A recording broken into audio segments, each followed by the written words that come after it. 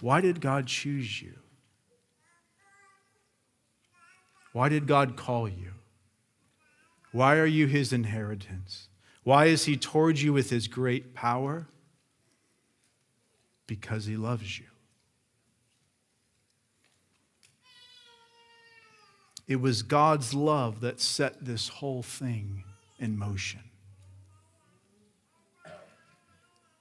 Why does he bring us to himself? To be with him forever and to know him more and more? Because he loves us. Why is he with us and never leaving us and at work in us today? Because he loves us.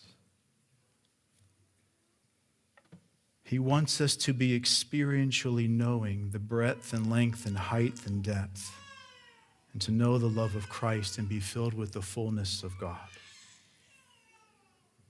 Let's ask the next question that this stirs in our hearts. Well, why does he love us? Why would he love us? Let's make it very personal, because this is very personal. God saves individual people. Why does he love me? I'm a mess. I'm not a good inheritance. Why does God love me? You know what the Bible says? I love you because I love you. That's why I love you. I love you because I love you.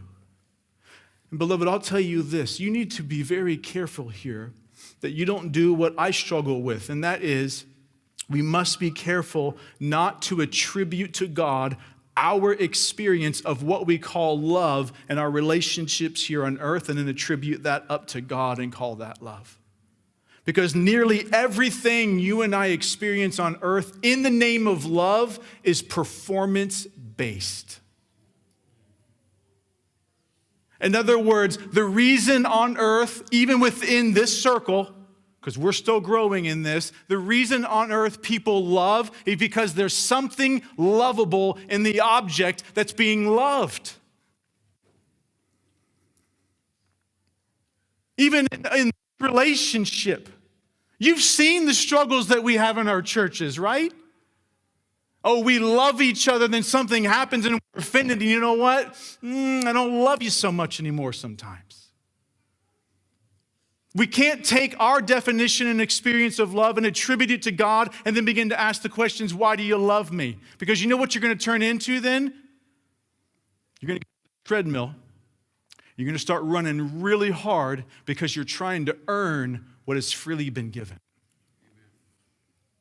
We don't earn the love of God. It is freely set upon you. God himself is love. And he takes that love, and this is what's so amazing. He sets it upon individual people. And from there, he pre-knows them, foreknows them, and then predestines them, and then redeems them, and then calls them.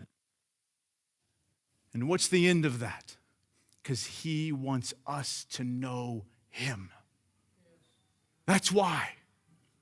When you love someone, you want the very best thing for them. And I want you to know this. The very best thing is God himself. It's not what God can give me. It's God giving of himself to you. God's love for you is not performance-based. I love foreknowing being in eternity past. I love that. You know why? Because it was before I had done anything good or evil. This one, I love.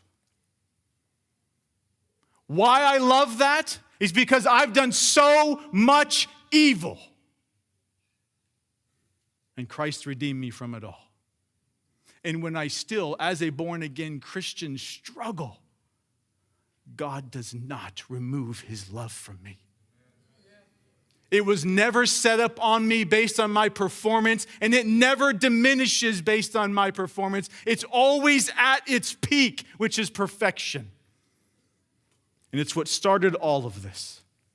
And it's what will carry all of this to the end. And it's why he is drawing us to himself, because he wants us to know him, this God of love.